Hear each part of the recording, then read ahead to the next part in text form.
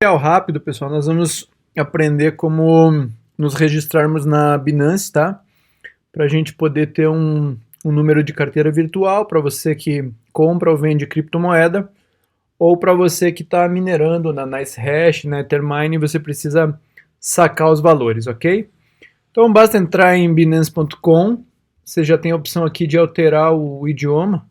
Então vamos colocar em português para ficar mais fácil para todo mundo, né? Bem tranquilo mesmo.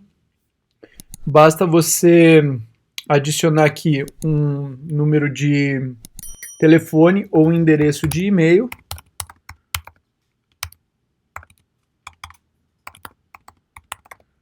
E clica em criar conta.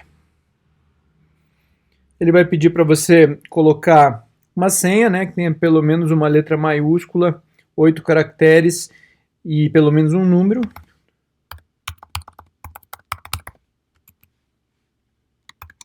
Eu sempre coloco um caractere especial, marca aqui, cria a conta, só desliza isso aqui no quebra-cabeça, tá? E aí ele vai te pedir um código de verificação que vai ser enviado no teu e-mail.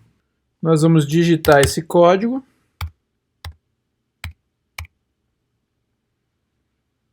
Ele faz a verificação. Aí ele tem aqui algumas informações básicas, um tutorial se você quiser aprender um pouquinho mais sobre a plataforma. Nós vamos direto para o nosso painel de controle. Então a primeira coisa que você tem que fazer é uma verificação de segurança, tá? Você pode optar pelo aplicativo do Google ou pela verificação do SMS. Eu, para mim tanto faz, vou utilizar a verificação do SMS. Adiciona aqui a tua área, né? No nosso caso 55. Adiciona o teu número de telefone. Manda enviar o código. Ele vai mandar por SMS.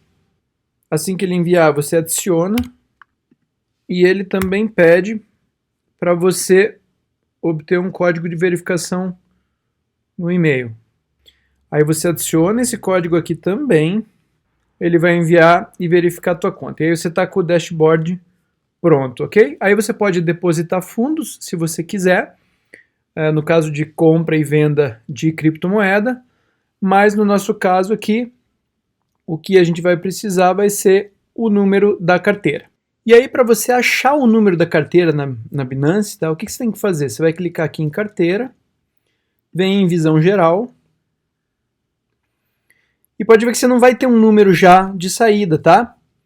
Você vai fazer o seguinte, você vai clicar em depositar, a gente vai clicar em depositar criptomoedas, e aí ele vai aparecer aqui, ó, uma lista, tá? E daí para cada criptomoeda você vai ter o teu código, o teu endereço de carteira. Então se você clicar aqui em Ethereum, por exemplo, aparece aqui o número da carteira de Ethereum.